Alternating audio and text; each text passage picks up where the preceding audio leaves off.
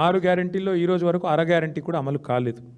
నిజంగా చెప్పాలంటే ప్రపంచ ఎన్నికల చరిత్రలోనే అతి పెద్ద ఫ్రాడ్ ఏదైనా ఉంది అంటే కాంగ్రెస్ యొక్క అభయహస్తం మేనిఫెస్టో. అందుకే ఇవాళ మేము కూర్చున్నాం, లీగల్ సెల్ అంతా కూర్చున్నాం. మా సీనియర్ నాయకులు, న్యాయ నిపుణులు, మాజీ అడ్వకేట్ జనరల్ గారితో కూర్చొని ఇవాళ మేము ఒక బిల్లు, ప్రైవేట్ మెంబర్ బిల్లుని తయారు చేశాం.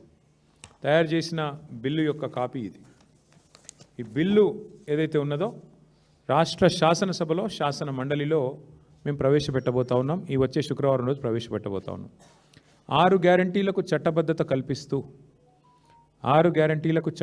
కల్పిస్తూ మరి వెంటనే దీన్ని ఆమోదించాలని కోరుతూ ఈ బిల్లును మేము ఇంట్రడ్యూస్ చేయబోతా ఉన్నాం.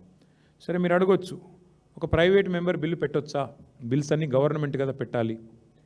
ఉమ్మడి ఆంధ్రప్రదేశ్లో మనకు ఒక చరిత్ర ఉంది. ఉమ్మడి ఆంధ్రప్రదేశ్లో గౌరవనీయులు నందమూరి తారక రామారావు గారు ముఖ్యమంత్రిగా ఉన్నప్పుడు 1986 ఆ టైంలో అనుకుంటాను, ఆ రోజు ఒక ప్రైవేట్ మెంబర్ బిల్లు ప్రవేశపెట్టడం జరిగింది. ఆనాటి భారతీయ జనతా పార్టీ ఫ్లోర్ లీడర్గా ఉన్న సిహెచ్ విద్యాసాగర్ రావు గారు ఒక ప్రైవేట్ మెంబర్ బిల్లు ప్రవేశపెడితే గవర్నమెంటు దాన్ని ఆహ్వానించి దాన్ని చట్టం కూడా చేసింది. అంటే ఈ రాష్ట్రంలో ప్రెసిడెంట్ ఉంది, ఉదాహరణ ఉంది. ఇదివరకు జరిగిన ఉదంతం మన కళ్ళ ముంగటనే ఉంది.